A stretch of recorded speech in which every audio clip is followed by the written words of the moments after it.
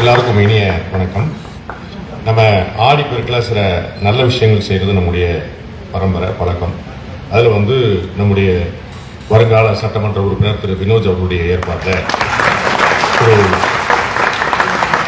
நல்ல விஷயத்தை முன்னெடுத்திருக்கிறாங்க.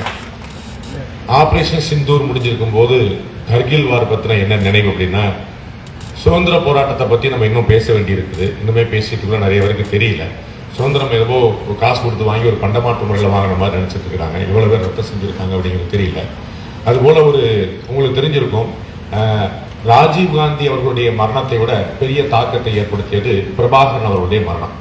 ஏன்னா ராஜீவ்காந்தி இறந்தது எப்ப அப்படின்னா அது 1991. பிரபாகரன் அவர்கள் இறந்தது எப்பன்னா 2009. அப்போ அந்த வித்தியாசம் ரொம்ப பெருசா இருக்கு. இன்னைக்கு ஒரு 25-30 வயசு இருக்கக்கூடிய பிள்ளைகளுக்கு பிரபாகரனை தெரிஞ்ச அளவுக்கு ராஜீவ்காந்தியை தெரியறது இல்லை. அதான் ரொம்ப முக்கியமான பிரச்சனை. அப்ப என்ன அப்படின்னா, நமக்கு 25 வருஷத்துக்கு முன்னாடி கர்கில்ல கிட்டத்தட்ட 500 பேர் இந்த இடத்துல இருக்கிறதுக்கு எவ்வளவு இருக்கீங்களோ அதுக்கு குறையாத ஆட்கள் தங்களுடைய உயிரை தியாகம் செய்திருக்கிறார்கள். நம்ம பார்க்கணும், இழந்திருக்கிறார்கள் பார்க்கணும். இழக்க போறோம்னு தெரிஞ்சுக்கணும். முக்கியமான விஷயம் அதுதான்.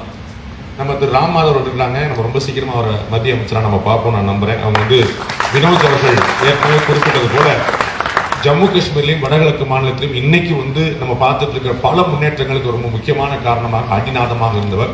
எப்படி ராணுவ வீரர்கள் நேரடியாக களமாடினார்களோ அது போல அவர் RSS எப்பப்பெல்லாம் தேவையோ அங்க திரும்ப கூப்பிடுவாங்க, பிஜேபிக்கு எப்பப்பெல்லாம் தேவையோ அங்க அனுப்பிடுவாங்க.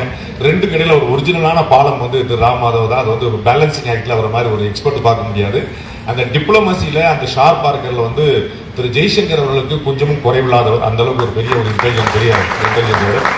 அவரை நான் தினமலர் காலத்துல நான் ஃபாலோ பண்ணிட்டே வரேன். எவ்வளவு பியூட்டிஃபுல்லா செயல்படுறாரு, எவ்வளவு டிப்ளமேட்டிக்கா ரொம்ப ப்ரிசைஸா இருக்கிறார் அப்படின்ட்டு.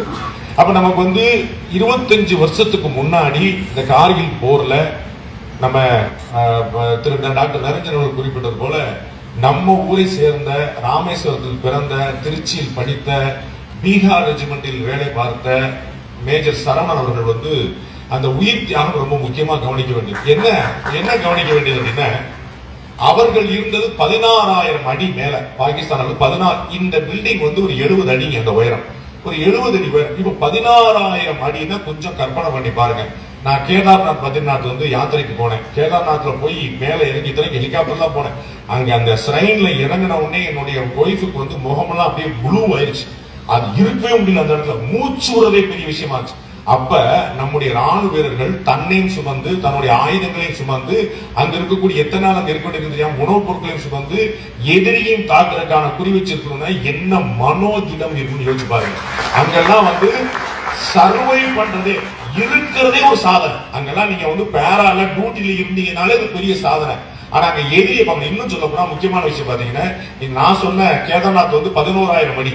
ஆனா இந்த கர்கில்ல மேஜர் சரவணன் எதிர்கொண்டது 16,000 அடி. 6,000 அடி கூட. அங்க அவருக்கு மேல எதிரி இருக்காங்க. கொஞ்சம் அங்க விஷுவலைஸ் பண்ணி பாருங்க. எதிரி மேல அப்படின்னு அட்வான்டேஜ் அவருக்கு, நாம கீழே. அப்ப இங்க இருந்து கொஞ்சம் கொஞ்சமா தான் போய் நம்ம பண்ணோம். இன்னைக்கு நரேந்திர மோடி இருக்கிறாரு, ட்ரோன் இருக்கு, படக்கு போய் அடிச்சுட்டு வந்துடலாம். இன்னைக்கு ட்ரோன் ஒண்ணு இல்லவே இல்லை. அது ரொம்ப முக்கியமா புரிஞ்சுக்கணும். அப்ப நம்ம நேரடியா இந்த பக்கமும் போனோம், அந்த பக்கமும் வரணும் பாக்குறோம். அப்ப எதிரியால் நாம் சாவோம் என்று தெரிந்து அந்த இடத்துல ஏறுறதுன்னு அது இந்திய ராணுவ வீரர்கள் தவிர வேற யாருக்காலும் அவர் சாகிறதுக்கு முன்னாடி 4 பாகிஸ்தானியர்களை கொன்று விட்டு தான் செத்தார். அவர் சாதாரண விஷயம். டாக்டர் நரேந்திரன் அவர்கள் குறிப்பிட்டது போல அந்த போர்ல முதல் பலியம் அவர் என்ன செஞ்சிருந்தாருன்னு ஒரு 20-3 மாசம் நடந்த போர். இன்னைக்கு நம்ம 4 நாள் போர் பார்த்து டயர்ட் ஆயிட்டோம். 4 நாள் என்னங்க போர், 3 மாசம் நடந்த போர். மே, ஜூன், ஜூலைல அந்த 3 மாசம் நடந்த போர்ல முதல்ல இப்ப வர்ற 10ஆம் தேதி நினைக்கிறேன் நாட்டுறாங்க அவருடைய பிறந்த நாள். மேஜர் சரவணுடைய பிறந்த நாள் ஒரு 10ஆம் தேதி வரப்போகுது. இன்னும் ஒரு வாரத்துல. அவர் இன்னைக்கு இருந்தா 53 வயசு, அன்னைக்கு இருந்தா ஒரு 27 வயசு.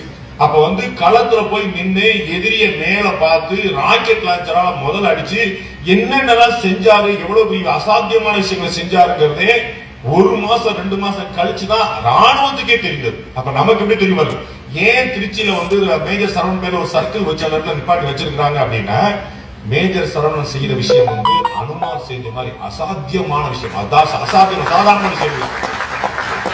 அப்ப அங்க போய் நின்று 4 வருஷம் தான் ஆச்சு மிலிட்டரியில போய் சேர்ந்து. ரொம்ப முக்கியமான விஷயம், அவருடைய தகப்பனாரும் ஒரு ராணுவ வீரர், லெப்டினன்ட் கர்னல் இருந்தவர்.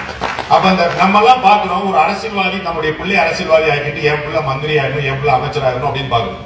ஆனா ஒரு ராணுவ வீரன் என்னுடைய மகனும் ராணுவ வீரர் ஆகணும்னு சொன்னார்னா அது எவ்வளவு தியாகம் பாருங்க. ஏன்னா அவருடைய தகப்பனார் அவரும் ராணுவத்தில் பணிபுரிந்த போதே உயிரிழந்தவர்.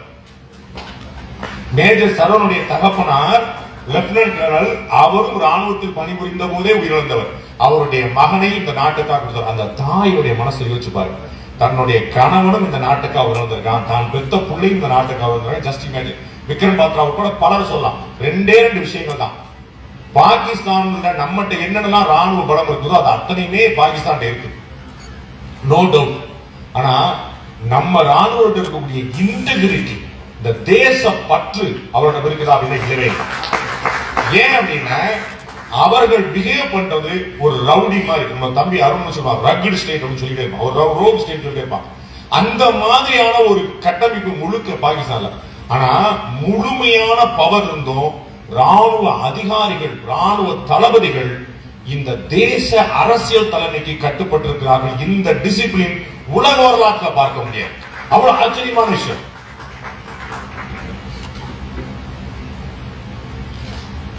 ஒவ்வொரு இடத்தையும் பாத்தீங்கன்னா ராணுவ வீரர்களுடைய தியாகம் ரொம்ப ஆச்சரியமானது, அவருடைய முடிவு, அவருடைய தலைமை.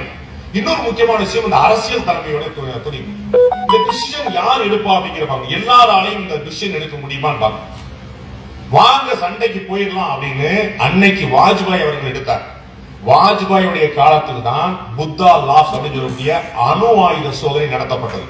அமெரிக்காவுக்கு தெரியாம வாஜ்பாய் அவர்கள் பிரஸ் மீட்ல அவருடைய பிரைம் மினிஸ்டர் இல்லத்துல வந்து அந்த லான்ல பிரஸ் மீட் கொடுக்கிற வரைக்கும் அமெரிக்காவுக்கு தெரியாது நாம் ஒரு அணு ஆயுத சோதனையை நடத்திட்டோம் அப்படின்னு.